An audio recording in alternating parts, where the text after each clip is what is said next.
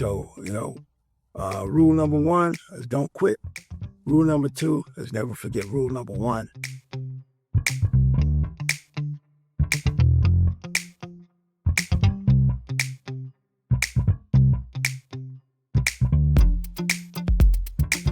I mean, your career is just so impressive. There aren't many people who can say that they have the amount of work on their resume as you do.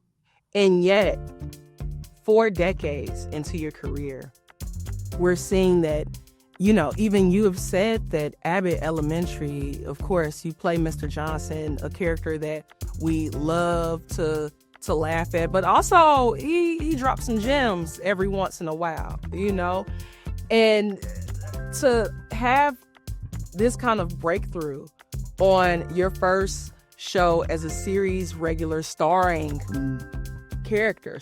actor, that's amazing. How does this moment feel for you right now?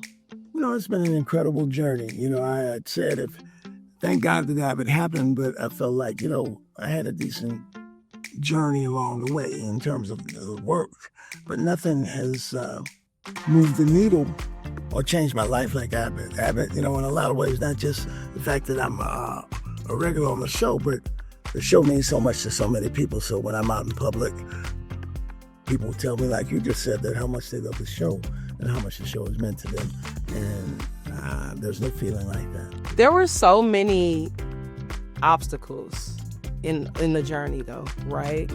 I know that, 2 days after you moved to LA, your car caught on fire. You lost everything. And then, you're auditioning for Friends and thinking you're doing well.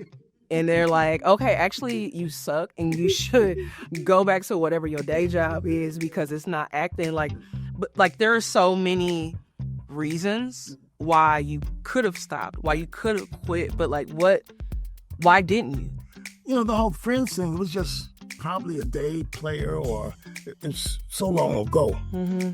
But I felt like that was a great turning point, because when the casting director, I forgot who's even casted it back then, it's been so long ago, when that came to my agent, and my agent said that, he didn't say it to me, he said it to a friend of mine, and I happened to be eavesdropping over the phone.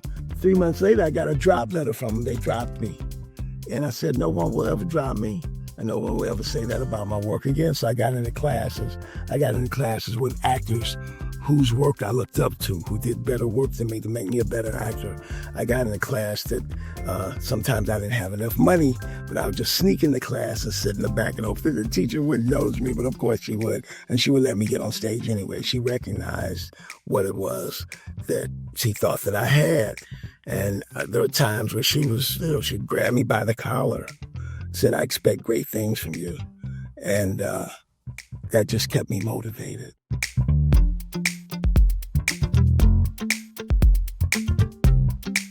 Cheryl said it best. She said, Shirley Ref. She said, it may not happen in your 20s, it may not happen in your 30s, it may not happen in your 40s, your 50s, and your 60s. But the only way it doesn't happen is if you quit. Mm-hmm. So, rule number 1 is don't quit. Rule number 2 is never forget rule number 1. And that's kind of been the way that I've tried to live my life. It's like, okay, this is what you want to do. Stay the course. I love how much you give her props and, tell her and say to us outwardly, Quinta Brunson changed my life. I am curious what career conversations are like between y'all, because I know that, you're a mentor and acting coach as well. Especially with Quinta being, one of the newer faces of Hollywood, really making her a boss, but also a boss, truly making her way, and as this Black woman doing so. Yeah.